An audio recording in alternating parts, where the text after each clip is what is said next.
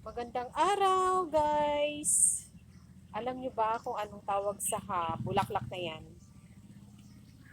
Sabi nila, blue tea, or butterfly tea. Alam mo ba kung anong tawag dito sa halaman na to? Ay, sa bulaklak na to? Maganda raw yan. Oo, maganda yan, lalo na pag kumain yan. Ginagawang tsaa, hindi ginagawang tsaa. Ginagawa ko po kasi itong tsaa, mga beshi. Ayan. Kumuha na nga po ako. Kumahawa siya sa balat natin, guys. Oh. Tatry ko lang to, guys, kasi sabi nila maganda raw to sa pakiramdam ng tao pag uminom ka nito. Nagiging masaya ka. Tapos, um, marami siyang benefits. Nakakapag ng dugo natin.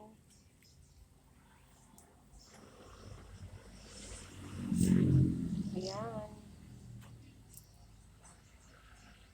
Ang butterfly tea. Ang ganda ng kulay ng bulaklak niya, guys. Ayan. Dark blue.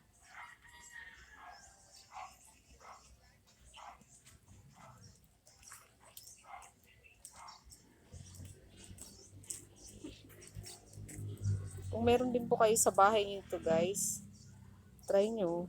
Gawing tsaa. Ayan.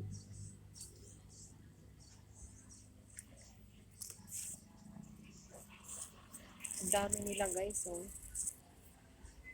Try ko uminom nito. Effective daw to, eh.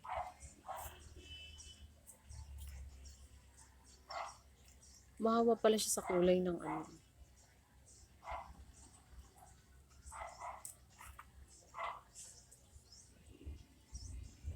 Guys, ayan lang po ang aking vlog for today. Don't forget to subscribe my channel, Lani's Vlog. Next ko lang po ang blue tea. Baka meron po dyang hindi pa nakakaalam kung paano to inumin. Try nyo rin po, guys, na uminom nito. Walang chemical, healthy pa. Diba? Marami siyang benefits, guys, talaga.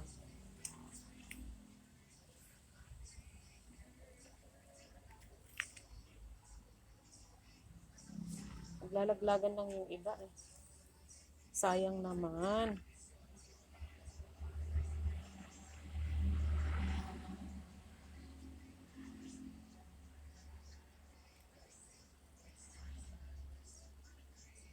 Yun lang, guys.